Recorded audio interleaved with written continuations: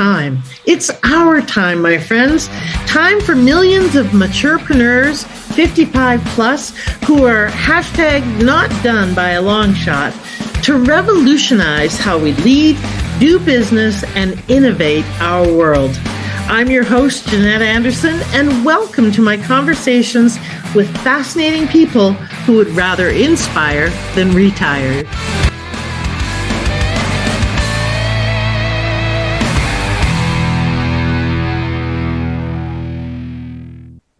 Hello, everybody, and welcome to this episode of the Maturepreneur podcast. I'm your hostess with the mostest, Jeanette Anderson, the Maturepreneur Maverick. And today I have the pleasure of talking to Barry Spilchuk, a fellow Canadian who's down in Toronto and who I see at all of the meetings that I go to. If I'm on stage, he's often on stage too, speaking. So glad to get to know you more, Barry, and have you on the show. Welcome. Jeanette, it is a true joy to finally share the stage with you. I mean, we've shared the stage with so many other people, but it's just you and me. I'm kind of looking forward to that. That's awesome. All right. Well, I'm going to tell you, as always, the official word about Barry, and then we're going to find out the more, deep, juicy, dark secrets that are really the interesting things. So Barry's been described as the unstuck coach for Affluent Souls who want to make a deeper impact faster. Author of 18 books, co-author of A Cup of Chicken Soup for the Soul. He's helped over 150 people get their books done. He shared the stage with Dr. Phil, Princess Zahara Aga Khan, Les Brown, Prime Minister of Canada, Jack Canfield, Lisa Nichols, and he's helped over 150 people get their book done, as I said before. So that's a lot of people, impressive people that you've been on stage with. So holy cow, good for you. And a lot of people that you've helped get their word out. So let's talk today about the 14 words that'll change your world, how to deeply connect with your audience so you can stop feeling like an imposter. That's our topic today. We'll also talk about books and we'll talk about all sorts of fun things. But first, what's something that no one would guess about you? Maybe even your friends don't know. You want the juicy stuff, Barry? My celebrity crush is Jennifer Aniston. But something. Currently, I was this high. When I met my wife, I was 216 pounds. We went through all kinds of stuff. We've been together 45 years. Wow. And at one point, 9 years ago, I was 432 pounds. Oh. I was literally twice the man she married. So it was 216 for it. I said, okay, but twice the man, but earning half the amount because I had this little problem inside. I wanted to please everybody. And my inner mantra was, I'll do anything to make you happy, but I won't ask you for money because you might not like me, but that's not the truth. If I ask you for money, you might not love me. So I'm going to serve at higher and higher degrees, and hopefully they'll say, oh my God, that guy's amazing. Let's hire him, and it worked for a while, but I got tired of doing that, and so back in 2009, I know you know this, but your listeners don't. I went through my ABCs: accident, bankruptcy, cancer, divorce, employee theft, all in 18 months. Now, I'm a God guy, and I know God helped me turn everything around. The divorce never did happen. She came to me and said, I still love you, but I don't want to be married anymore. And so I was like, okay. And then all of a sudden, I because of my weight, I fell through the stairs at an industrial plant. Oh. Welded steel stairs filled with concrete, but they blamed me. They said, well, these stairs haven't cracked in 50 years, but no one else cracked through them, but it's because of your weight. Okay. The bankruptcy. Yeah. American Express used to have a commercial, don't leave home without it. They called me and said, Barry, please leave home without it. It's like, don't use the card anymore, Barry. So all of that at the same time. But again, like I'm a God guy and it all got turned around. So we never did get a divorce. Karen would visit me in the hospital every day. I was at Princess Margaret Cancer Hospital for 35 days. They said, you have stage 4 non-Hodgkin's lymphoma. And the doctor implied that I should get my affairs in order. And after the tears dried up, I looked straight at him and I said, I haven't had any affairs. The nurse laughed her butt off. The doctor went, that's not funny. And it was like, okay. But so they enrolled me in Princess Margaret, and I was there, and I said a prayer. Heavenly Father, what am I supposed to do here? Because I can't heal myself, right? So the doctors and the nurses helped me. I know God helped me. And it was like, oh, and I just got this message: make your nurses laugh every day and make sure they know they're appreciated. Mm. And so I did. And so when I was done, I wrote a book on the subject called The Cancer Dance. And if you don't mind, I'll show the cover because it's kind of weird. It's me dressed in an open back hospital gown with an IV pole crossing the busiest street in Toronto.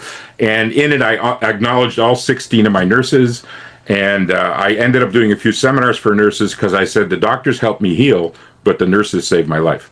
So there's a lot of stuff in there. So we can go wherever you want to go. A lot of stuff in there. Okay. Yeah. Well, and right at the very beginning, you said something that I think is really profound, and I hope people heard it, and I don't want to step over it, was that you went through quite a bit of time really not wanting to ask for money because you wanted people to like you / love you. Yeah. And that's deadly for entrepreneurs. So huge. that is, it's really common. Most people resist sales and marketing, self-promotion of any kind, especially women. It is, not just women, but especially women, because we've been told not to promote yourself. You don't, who do you think you are, et cetera, et cetera. We all grow up with messages of play small, stay small, it's safer, et cetera. But if your love came from being liked, which is approval, I think is the biggest issue in the world. People will turn themselves inside out and betray themselves faster and more because of approval issues than any other issue that we may have. So how did you overcome that? Because you've been an entrepreneur for the better part of 33 years and in business even longer. How did you overcome that? Because you can't be in business if you didn't. So Exactly. Well, like I said, the strategy worked early on that, I'm going to serve. And I would get into a company, and I got into the largest seminar company in the world. I became their lead instructor behind the owner. But I would serve. And we weren't allowed to ask for money. So it was like, oh, okay. So if I felt, oh, wow, I felt like publicly ripped off that we can't, but privately going, oh, good, that's great. So I could serve. And people say, hey, would you come speak at our company? So that worked for a while. And even proud Canadian, born in Hamilton, raised in North Bay, currently live in Toronto. But in an 18-month period, in a 24-month period, I spoke in Alberta 18 times. wow. I just loved Alberta, Calgary, Edmonton, of course, but Jasper, Olds, Drayton Valley, Springdale. It's just like everywhere. It was like amazing. And I just loved it, culminating in they asked me to speak at the World Volunteer Conference and close the conference. So Prime Minister opened it. This was in Edmonton in 1998. At the Jubilee Center, 2,700 people from 93 countries. And they had 4 days and just speakers all the time. And they said, Barry, we want you to close it. And it was like, what? You're the chubby chicken soup guy. People like you. I was like, oh, okay. I guess Celine Dion and Wayne Gretzky were busy that day or something. But I'm standing backstage going, I hope they like me. And they're saying, hey, we need your notes for all the translators. And I said, I don't have any notes. And they went, what do you mean you don't have any notes? And I said, what are the translators going to do? I said, well, I guess, I don't mean to be rude, but I guess they're going to have to pay attention to what I'm saying because I don't know what I'm saying. You hired me to do this. And I'm standing backstage going, I hope they like me. Okay. And then, and I said a little prayer, Heavenly Father, what do I do? And my best friend's voice came through my head. Paul Barton said, Bear, be yourself. Okay. Now we've all heard that. And here I am talking to Paul. Paul's 3,000 miles away in North Bay, Ontario. And I'm like, be myself. And I said, but I'm goofy. And Paul said to me, but they hired Goofy. You've been in Alberta so many times in the why do you think they hired? They hired Goofy. So I went out and I beat Goofy.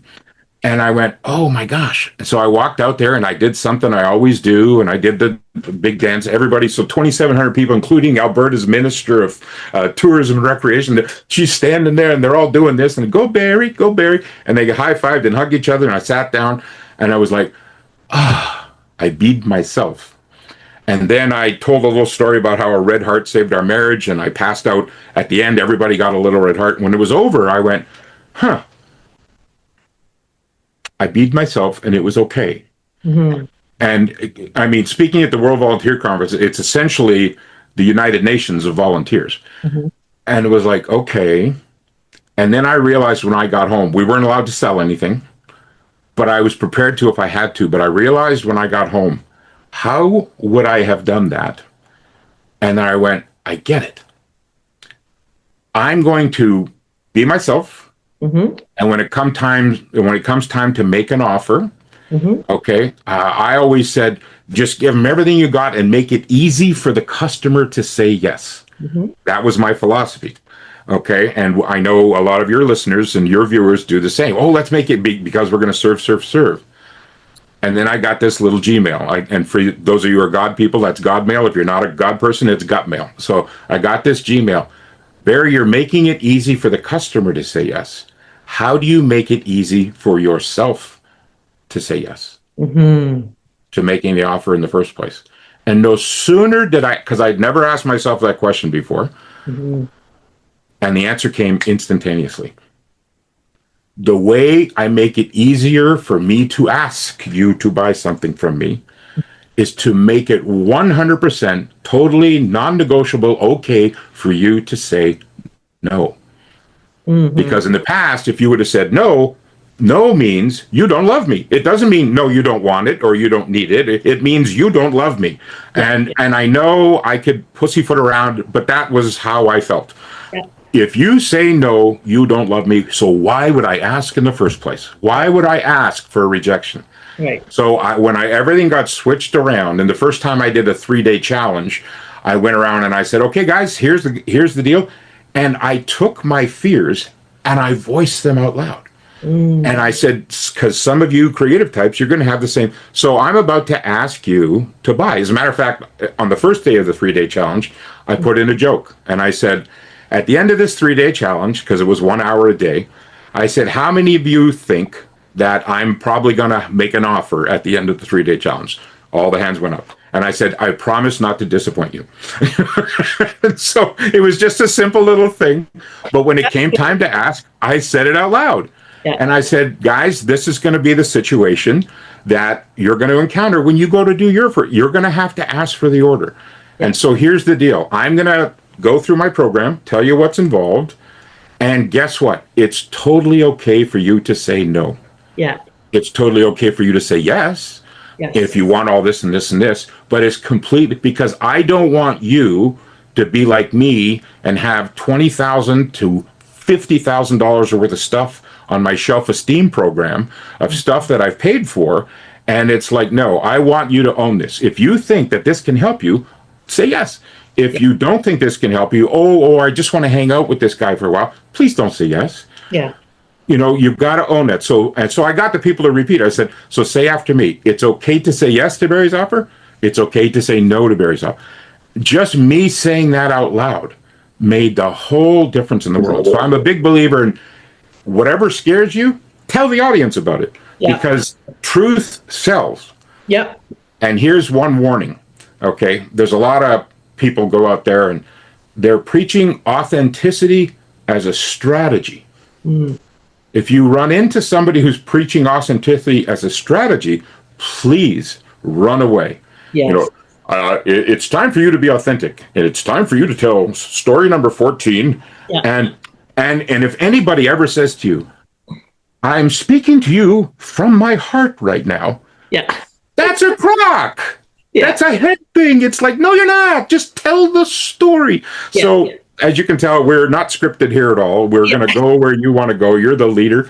But, I mean, that's why people love you so much, Jeanette. You just go out and you tell the truth. And if they want to play with you, they play. If they don't, they don't. That's I've always admired about that about you. And it's, you know, it's just, I've had to, even though I'm 67, it took me till I was 60 to learn that. Yes. You know? Oh, I hear you. And I totally agree that the easiest way to get out of the way is to recognize that you can't serve until you sell. So that's one.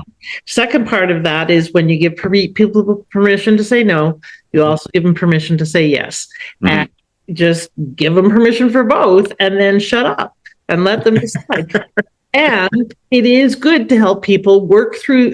What I say, my criteria is I want a clear yes or a clear no, not a constrained yes or a constrained no, because that's not freedom. That's not a free choice. That's coming from your stories and your BS. And I don't care if it's a yes that's coming from your stories or your BS, or your no, either will not serve you and Yeah. I'm here to serve you. And so as long as we can get to a clear yes or a clear no, then I'm all for it. But if it's coming from desperation or scarcity, which is most of the time for most of us, that's not really being in service. And we have to push past our own stuff to be willing to push other people past their stuff. Exactly What you said. We're not really in deep service if we're letting our stuff get in the way, because then for sure we're going to let our clients' stuff get in the way. Right. Absolutely. And that's not the deepest service we can be. So let's, and there was so many other things that you said in what you talked about, but we'll come back to some of those. Let's talk about the 14 words that will change your world, how to deeply connect with your audience, stop feeling like an imposter. We might have touched on it already, but what are those 14 words? Well, that's going to cost you $1. I'm learning, and it's okay for you to say no. Okay. So, $1 Canadian, though. So, I mean, that's like 27 cents US, so don't worry about it. Yeah, exactly. So here's the deal. I've had the honors. Most of your listeners and most of your viewers would know a lady named Lisa Nichols. Mm-hmm. Lisa has been on stages all over the world. Lisa was in a seminar that I was doing down in Los Angeles. Mm-hmm. And I was teaching on niche marketing. Mm-hmm. And Lisa came up to me, and at the end of the niche marketing, now for those of you who don't know Lisa, Lisa is an African-American woman. She was a single mom living in South Central LA. Her husband had just been thrown in jail, her son's father was just thrown in jail. They never got married. And she was so poor that she, instead of using diapers, she used hand towels. Mm. And so because they didn't cost anything, so she could rinse them out. And so she tells that story. She was on Steve Harvey's show and told that story. Anyway, she comes up to me at the end of my niche marketing lesson and says, "Barry, you're my brother." And I went, okay, here's a black woman from South Central LA. I'm a Ukrainian guy from, my dad's from Saskatchewan. I'm going, has my dad been fooling around? How can I be your brother, right? Anyway, Lisa, she says, "I can't believe you're telling the truth up on stage." Mm. She says, you made me laugh. You made me cry. She said, "That's how I want to teach." And I said, "That's how you want to teach, or that's how you teach?" And she goes, "No, that is how I teach." I said, "Great." Within 2 classes, Lisa came back because I was down in LA 6 times a year. She came back to that class 42 times. But after 2 classes, I could tell her and I would share some meals together. And I asked the owner, I said, "We need to get this woman on stage." Mm-hmm. And so when she came out on stage, everybody was at lunch, and I practiced with her, and I took her behind, because it was the super teaching walls. You go to these seminars now, and they got all these big walls. Well, our boss, Bernie Dorman, started all that. And to the point where people would be teaching at the or serving at the Oscars with the cameras, and then they would come and teach and turn on our super teaching walls. So I didn't want the big lights to be too big for Lisa right away. So while people were at lunch, I took her backstage, and I said, "Here's the introduction." And I practiced the introduction, and I said, "Ladies," and I wanted her to walk out in front of 400 empty chairs before she. So I said, "Ladies and gentlemen, please welcome the next the female Martin Luther King, Lisa Nichols." And she'd walk out, and then she'd start to cry. Mm. And then I was like, "Oh, okay, that was the moment. I wonder why she's crying." So an hour later, lunch is over. "Ladies and gentlemen, please welcome." She was in your seat 2 classes ago. She's coming through the super teaching walls for the very first time. Please welcome the female Martin Luther King. Please welcome Lisa Nichols. She walked out, and she's already in tears. And I wondered, afterwards, everybody loved her. And I said, "Lisa, if you could give those tears a voice, what would they say?" She said, "I was too afraid to embrace the Martin Luther King title because everything was attached to that." Because Dr. King stood up and said, "I have a dream," right? Mm. "I have a dream that someday all God's children, black men and white men, Protestants and Catholics, Jews and Gentiles, are going to join hands and sing the words of the old Negro spiritual. I have a dream." She said, "Look what happened to him." Mm. So here's the 14 words that I used with Lisa. Mm-hmm. And again, it was a Gmail for me. It came down. Mm-hmm. And so for those of us who are wanting to be maturepreneurs, and we want to get to the heart of it, and then this makes it easier for us to say yes and easier for them to say no. Here's the 14 words. You have to give ears to their fears so you can give a voice to their tears. Mm. And notice it's give ears to their fears so you can give a voice to their tears. So what is it? And then translate that exact 14 words, let them do that with their clients and say, hey, give their ears to their fears. So when people say, well, I've got imposter syndrome, one of my coaches taught me, and he says, pulls me aside, he says, Barry, if you went to a coffee shop and you're sitting across from Susie, okay, and Susie called you because she needed help, and forget the sales pitches, forget all the stuff. If Susie said, Barry, I need help with my marriage, could you help her? Mm-hmm. And I said, yes. He said, then you're not an imposter. He said, would you be able to help her if she said, my husband stepped out on me, or my husband said this, or my husband cheated on me? Could you help her? And I said, yes. And then he said, then you're not an imposter. Where the imposter thing comes from is you think you're not perfect because you haven't got a PhD, and all of this kind of, which means piled high and deep, right? And it was like, no, I need to justify. My best friend, I mentioned him before, his career stayed like this. He started with the Royal Bank of Canada when he was 17. He just retired at 65, but his career was on a slow transition because he never had initials after his name. He never had the CFP and the PFP, but when he finally did, he said, I can do this. And then he went, what do I do? So I went to his boss, even though I wasn't with the Royal Bank. I went to his boss and said, hey, Paul's got a chance for this position. He can go from manager to here. And I said, would you give Paul the courtesy, if it didn't work, could he come back to the managerial level position? He says, oh my God, we wouldn't want to lose him. So I told Paul that, and then I got Paul's boss to tell him that. He said, yes, his first month, he made $180,000. Wow. He was making $50,000 as a bank manager because what were the fears? You give ears to his fears so you can give a voice to his fears. Just attack those fears and just tell the truth. Okay, that's all you have to do. There's a book that was popular many years ago called "Tell the Truth Faster." That's a great strategy. Jack Canfield taught me that when I was his mentee, and I realized you can't tell the truth faster. You have to tell the truth now. It's like, oh, I could have told myself, like I knew this 30 years ago. If I would have told myself 20 years ago, I would have been farther. No, tell the truth now. I'm freaking scared. Yeah. Okay. I'm scared. Like when I did this, this book, A Cup of Chicken Soup for the Soul, they had a couple of books out, and I got a Gmail one day. I was Jack's apprentice at the back of the room, and I got a Gmail, and I said, oh my God. Because we were sitting there on a 14-day training program, and I was one of his key apprentices at the back of the room. I said, hey, before I go back to Canada, can we have dinner? No problem. So we sit down, and I told him two things. Even though he was Mr. Chicken Soup, I said, he was talking about retiring because he had millions in chickens. And I said, you can't retire. He said, what are you talking about? I said, Jack, if it wasn't for you, there'd be no me. If it wasn't for you, there'd be no Lisa Nichols. If it wasn't for you, there'd be no this. I said, yeah, you can take some time off and enjoy it.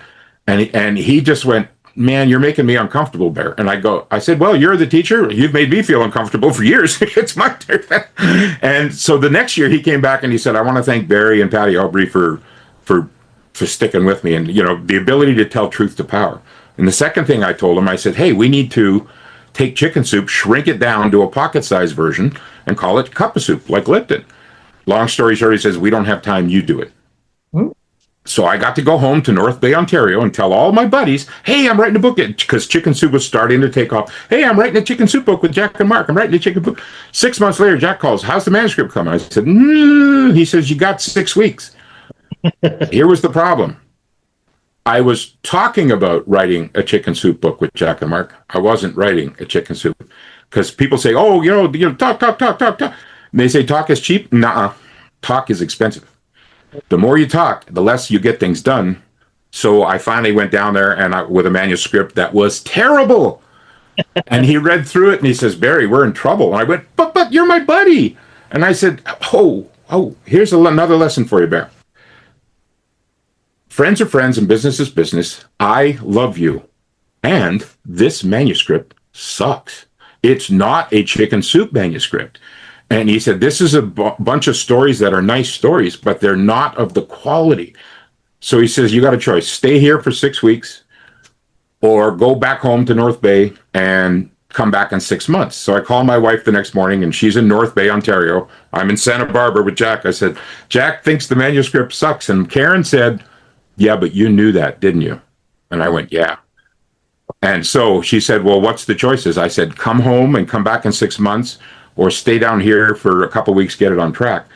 So, and I said to her, hon, am I going to go back to North Bay in February? Or are we going to stay in Santa Barbara? Yeah. She said, I'll take care of the kids. This is important. You get this done. Mm. So it's the truth that we tell to ourselves, and it's the lies that we tell to ourselves that got us in trouble. Oh, I got the accolades. Oh, I'm writing a book with Jack and Mark. No, I wasn't. Yeah. And now I finally did.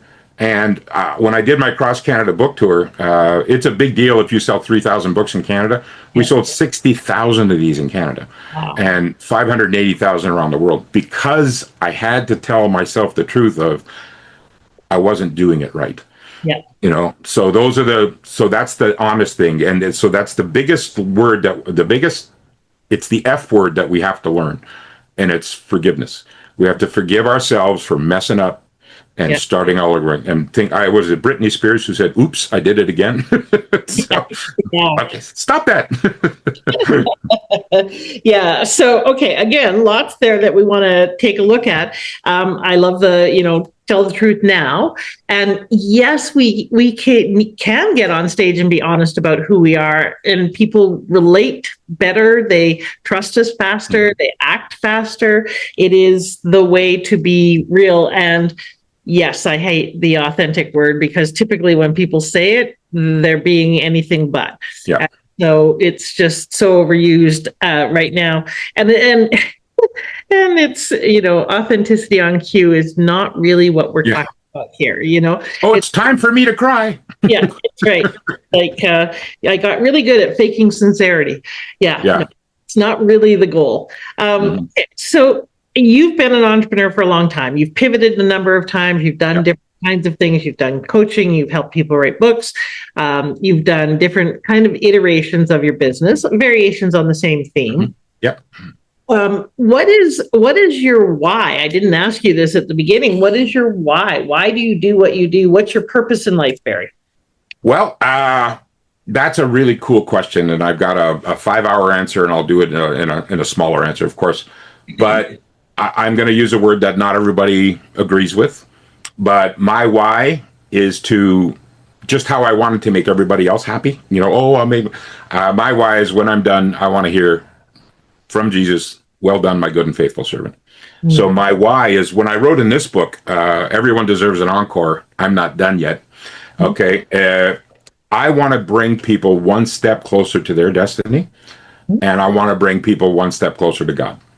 Mm-hmm. So not everybody agrees with the second part. No, I don't need that. Then that's fine. You don't have to need that. But I found that, especially going through the cancer, 35 days in the cancer hospital, Heavenly Father, if I'm still here, what am I supposed to do? So if I can help people get through all of the stuff, that's how I got called the Unstuck Coach way back in 1994. The guy who owned this seminar company recognized after 3 times of me being there, oh, Barry's got an accounting background, he's got marketing background, he's got business skills. People sometimes like him, sometimes I push buttons and people go, why, what? You're Canadian, you're not supposed to talk like that. Okay, fine, I'll just apologize. And out of the blue, he says, ladies and gentlemen, at graduation here, starting tomorrow in the book fair, Barry Spilchuk is going to be our Unstuck Coach. He is now the official Unstuck Coach and forever will be. And I didn't know he was going to say that. So he says, Barry, you're okay with that, right? And since he was the boss, oh, yeah, Bernie, no problem. Yeah. So there's 500 people in there. They've all paid $5,000 to be there. And this couple comes running right up to me while Bernie, we want to be your first appointment. Okay. Tomorrow morning, 9:00. So I get in, and we're in a smaller ballroom that's reserved for 60 people, but there's only 3 of us. Mm-hmm. So, and I was not prepared for what happened. They walked in and said, it's not our business, it's our marriage. Mm. Yeah. Okay. So I, silent prayer, Heavenly Father, what do I do? And I didn't hear an audible voice or anything, but I just got a feeling, do what you were trained to do. So all of a sudden they come looking for a business appointment and they're on the verge of divorce. 45 minutes later, they walk out of there both in tears and said, we're good. Everything's fine. Thank you, Barry. They're still married. That was 1994. Okay. And so the word got out on that. And so there's been a lot of affluent couples in the last many years have said, can we have your help? And one couple, they were divorced. Now they're back together, 50 years now. 40 years for them. The other couple who was about to get divorced and said, can we spend the day with you? I didn't know they were getting divorced because they put on a front of everything was happy. And that was on their 28th anniversary area, and they just celebrated their 53rd anniversary. So it's those kind of things that keep me going, and nobody knows about those things, because you don't broadcast that publicly and say, some of them said, hey, they gave me video testimonials. But it's those moments where people, like, a friend of mine, he was the CEO of a Fortune 100 company. He called me when he retired and he said, Barry, I made it. And I said, what do you mean you made it? I mean, you made it 20 years ago. You've been a multi-million. He says, no, I made it through. I retired and nobody found out who I was. If they would have ever found out, it's like Rabbi Harold Kushner's book, If I'm So Successful, Why Do I Feel Like Such a Fake? And he confessed to me, he said, Barry, if anybody would have ever found out who I really was, just a young kid from St. Catharines, Ontario, what am I doing as the CEO of this company? Like, how did that happen? And I said, because you worked your ass off, And he goes, oh, yeah. So he knew, he was very smart, but it's those little things that we hold with us that are anchors to the past that it's hard to let go. So I help people remove those anchors. Yes, absolutely. So coming back to the why, just for a second, I heard you, say I bring people one step closer to their destiny and one step closer to God, which is a nice framing, great comment. Why does that matter to you so much to do that? Because that's what it's not like I feel like I'm supposed to do that. It's like I know that I'm supposed to do that. Okay. Because there was a part of me that felt, I played the Canadian card. Oh, who me? Oh, shucks, who me? I'm not the guy who's going to help you fix your car. I'm not the guy who's going to invent the latest, AI technology. That's not my genius. So I always have this thing, if it's not my genius, it's not my job. Right. And so that became a mantra at this seminar that I taught at. So we said it for years. People started saying it. One girl one day said, Barry, I really love that. What's genius? And it was like, oh, I mean, I just thought because it sounded so good, right? And I said, well, Jessica, what did you mean by that? And I said, by the way, Jessica, if somebody says, Jessica, what did you mean by that? They're stalling for time like I'm doing now. and I said, I know that's important to you. Can we come back after lunch and I'll answer your question? She goes, yeah. And I went, oh. I said, Jessica, write this down. There's 400 people in the room. I said, write this down, GENIUS. I said, I'll give you two definitions. And I said, gee, for those of you who are God people, it's God expressing new ideas using self. And if you're not a God person, it's greatness expressing new ideas using self. You're in your genius when you're doing the things. And I said, Jessica, would it be okay to say, like, I'm kind of sort of in my genius right now? Because that, I believe that Holy Spirit gave me that download. Other people say it's a gut thing. And she says, yeah, I get it. And she was in tears. And I said, Jessica, what's your genius? She said, I'm supposed to help single moms who've been abused. And that's why I've been abused, because I can handle it. The whole room was, so I don't want to sound arrogant when I say that, because like I said, I'm not the guy who's going to fix your car. I'm not the guy who's going to invent the new, but I can help you. I always say that a healthy soul is a worthy goal. And what can we do to get your soul healthy again? Yeah. Oh, Barry, you have so many great sound bites and phrases, frameworks, and so forth. There's going to be like a billion clips out of this for shorts. Okay, let's talk very quickly about books, because that's a big area of your expertise that you've written 18 yourselves, which is like, seriously, when do you sleep? And actually, I really want to hear, what's the key to writing so prolifically and so fast? I mean, yes, you're a little older, so you have had some time, but still, how did you get 18 books done? I don't mean to sound flippant, one word at a time. Yeah. And like I never even read a book. How am I going to write a book? I remember grade 11 English class, Mrs. Shortreed going, Barry, you fill in that paper right now. And I said, Mrs. Shortreed, when am I ever going to have to learn how to write or say anything? And I'm sitting there thinking, what? And here I am. That was grade 11, 16 years old, right? Here I am 50 years later. And when we wrote the first book, The Magic of Mastermind Teams, I didn't know that, Cup of Soup would be the next book. And it's those of us who want to write a book, it's because you've got something to say. And if a book is the way to say it, then that's great. I mean, even this book, this book sold 500 copies because it came out right in the middle of COVID, right? This book sold 580,000 copies, right? This book sold 3,000 copies. This book sold almost 10,000 copies. And it's like, oh, okay. Why? It's because of the passion I had attached to each of them, and there was marketing strategy. But every time I thought, okay, I'm done, I've got something else to say.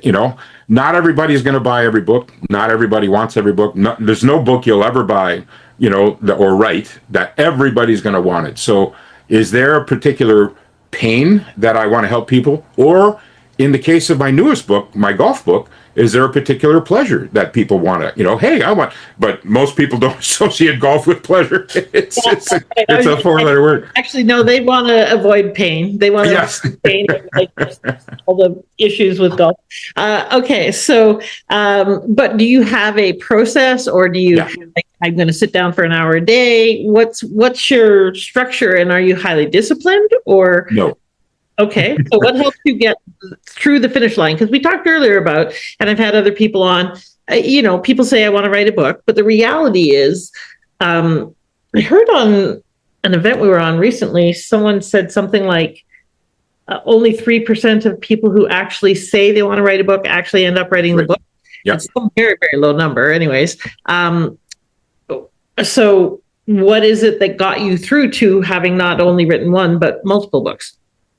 I found for me, it was deadlines. Okay. And publicly declaring deadlines, because under my premise of I want you to love me, I don't want to make a public deadline and miss it.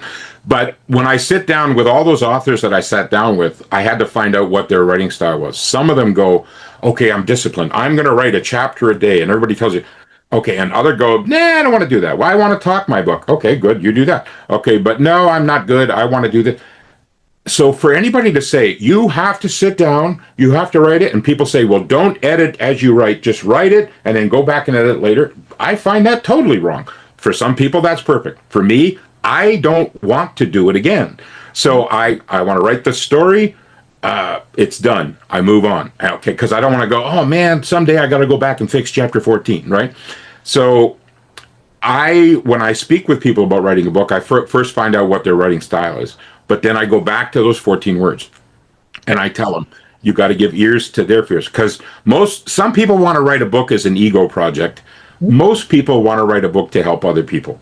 So when we give ears to their fears, like their clients' fears, we can give a voice to their tears. And then I take them through a 33 question deep dive that gets right down into the point where their client is crying.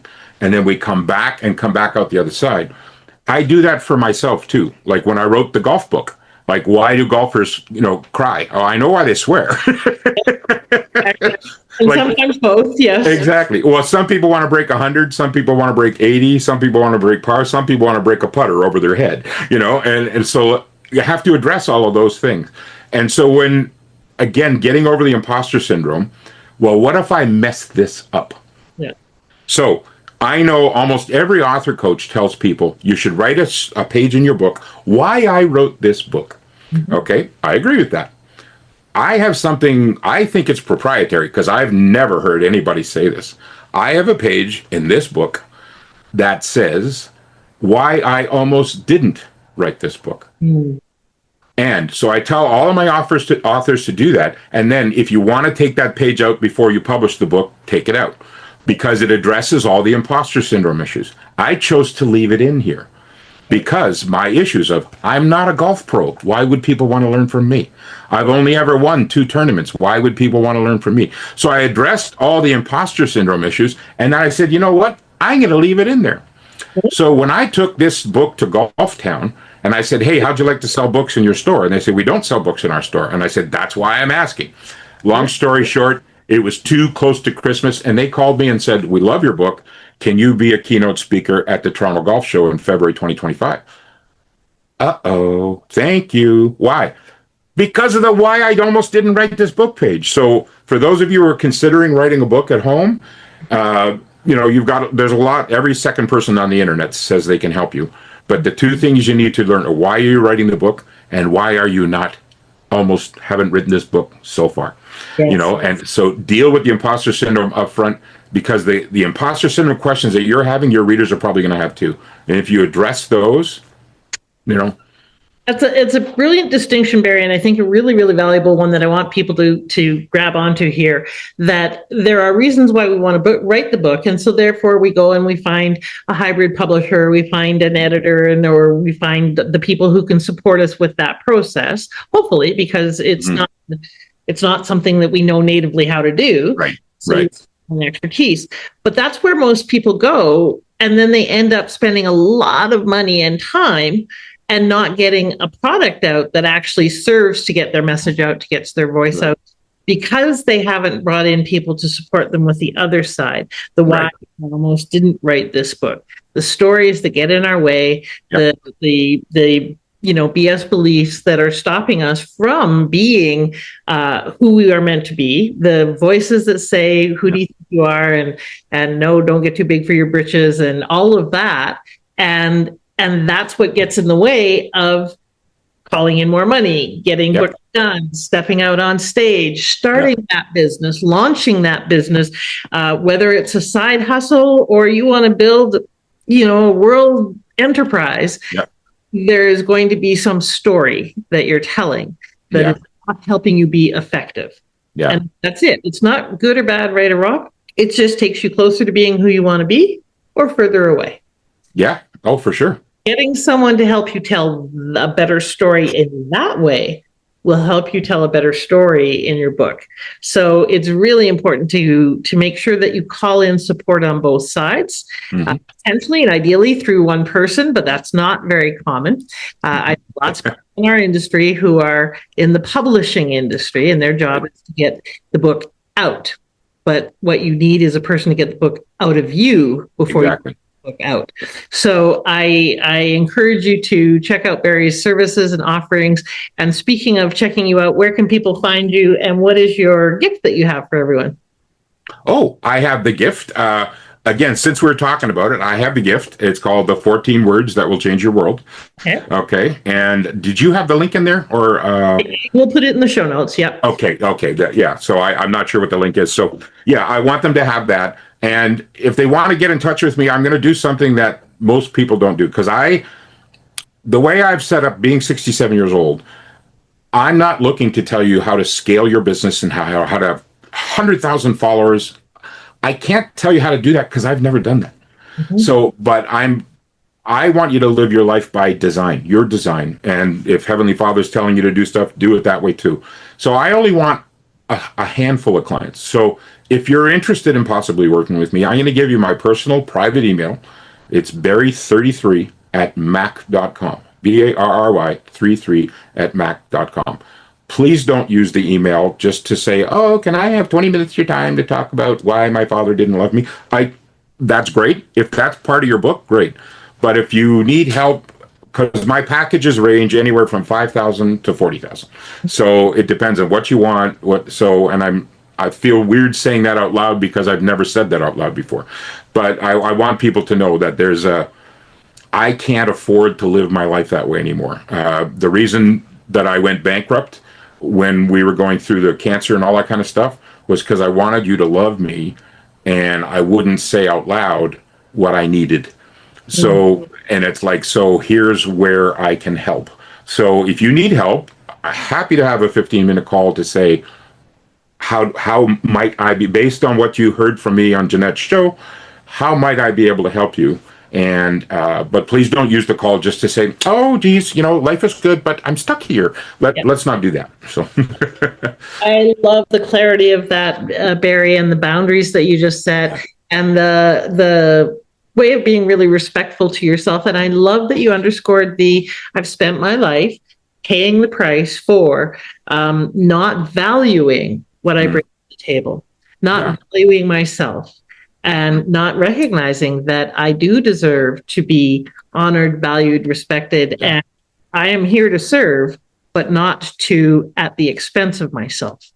And so I love that you are really clear about that, and that it gives people a very clear option of here's what you can expect to invest, and if that's you, reach out. If it's not you, blessings on your journey. Hope you get some value from this conversation, and I think it's just a really clean way to be in the world rather than thank you.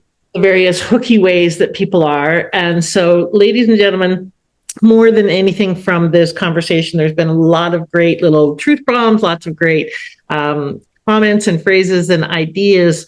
But I hope that you see yes, Barry's polished as a speaker. Yes, he has great stories. Yes, he's got great experiences. But I hope you see underlying that, the main message of really own your value. So you can step into what's next for you in a way that is true to you, aligned for you, and in accordance to what your calling is.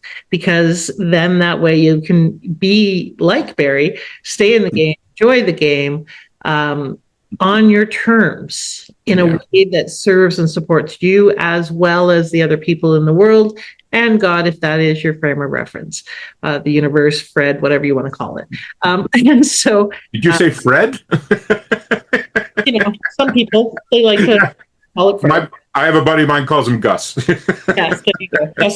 Okay. So thank you so much, Barry. And I want to leave with the last piece of advice. So we will put the link into the chat. You heard his email. Say it one more time, Barry.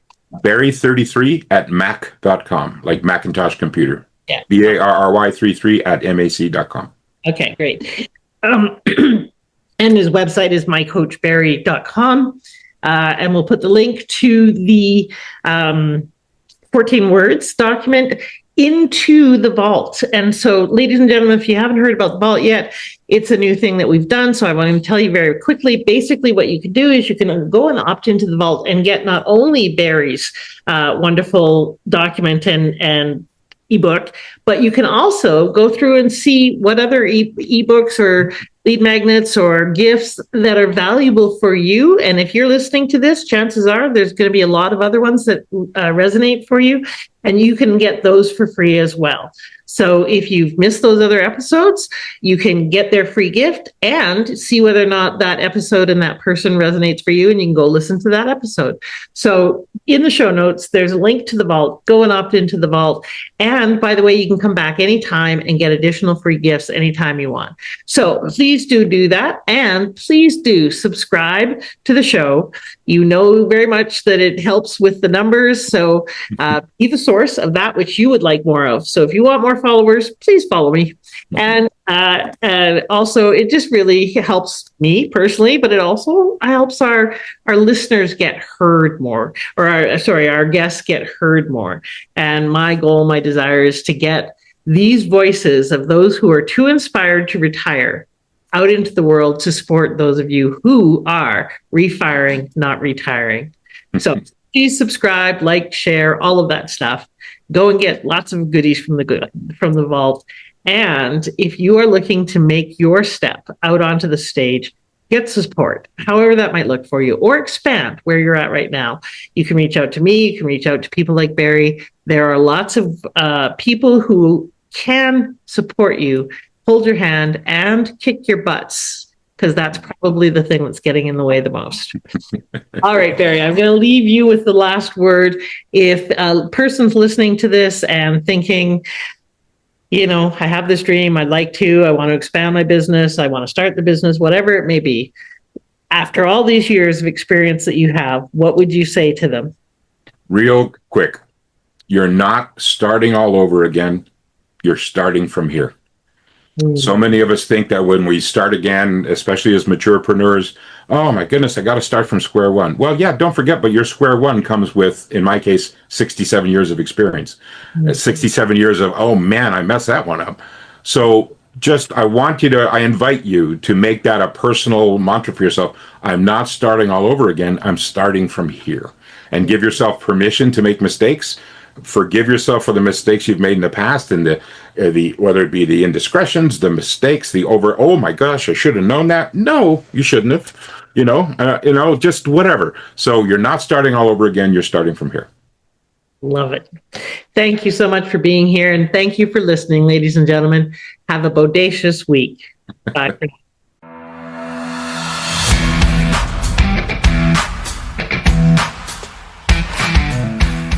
Thank you for listening. I'd love it if you left a comment and subscribed. And I encourage you to apply one aha from this interview right away so you can turn your wisdom into wealth and your contribution into positive change. Bye for now.